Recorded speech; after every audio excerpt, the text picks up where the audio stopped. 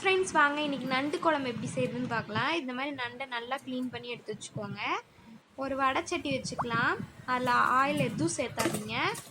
நம்ம க்ளீன் பண்ணி வச்சுருக்க நண்டை சேர்த்து நல்லா ட்ரையாக வறுத்துக்கலாம். இல்லை லைட்டாக தண்ணி விடும், அந்த தண்ணி சுண்டுற வரை வறுத்து எடுத்துக்கோங்க. அப்படி வறுத்து எடுத்திங்கன்னா நண்டில் இருக்கிற வாசனையெல்லாம் போயிடும். அதுக்காக தான் இதை ட்ரை பண்ணி பாருங்கள். ஒரு வடைச்சட்டி எடுத்து வச்சுக்கோங்க. அதில் நல்லெண்ணெய் சேர்த்துக்கிறேன். நல்லெண்ணெய்க்கு பதிலாக கல்லெண்ணெய், சன்ஃப்ளவர் ஆயில் எது வேணாலும் சேர்த்துக்கலாம். சோம்பு 1/2 ஸ்பூன் சேர்த்துக்கிறேன். சீரகம் 1/2 ஸ்பூன் சேர்த்துக்கிறேன். மிளகு 1 ஸ்பூன் சேர்த்துக்கிறேன். இது எல்லாத்தையும் நல்லா பொரிஞ்சுக்கிட்டோம்.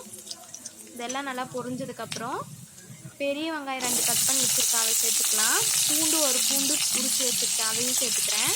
இது எல்லாத்தையும் சேர்த்து நல்லா வதக்கி விடுங்க. இதில் கருவேப்பிலை 1 கொத்து சேர்த்துக்கலாம். இது எல்லாத்தையும் சேர்த்து நல்லா கலந்து விடுங்க. இதெல்லாம் நல்லா வதங்கி வரட்டும்.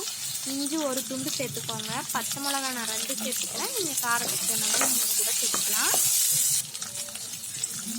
இதெல்லாம் நல்லா வதங்கிடுச்சு. நான் இப்போ 2 தக்காளி கட் பண்ணி சேர்த்துக்கிறேன்.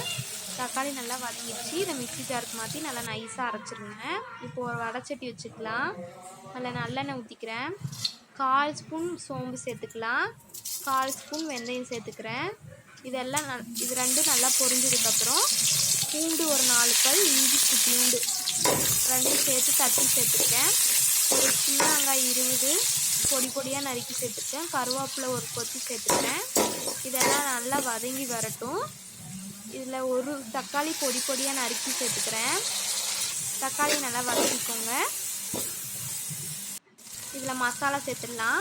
1/2 ஸ்பூன் மஞ்சள்தூள், 3 ஸ்பூன் மல்லித்தூள் சேர்த்துக்கிறேன்.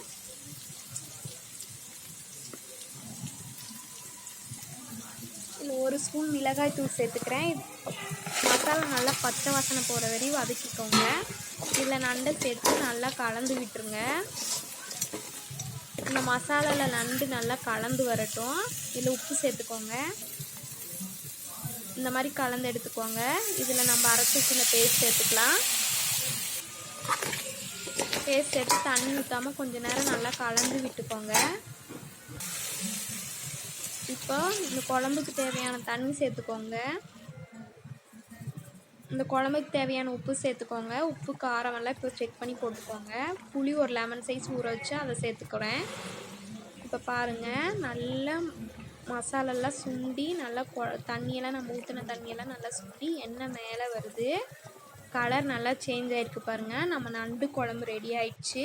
நம்மளோட நண்டு குழம்பு ரெடி ஆயிடுச்சு. இந்த வீடியோ பிடிச்சிருந்தால் லைக் பண்ணுங்கள், ஷேர் பண்ணுங்கள், சப்ஸ்கிரைப் பண்ணுங்கள். தேங்க்யூ.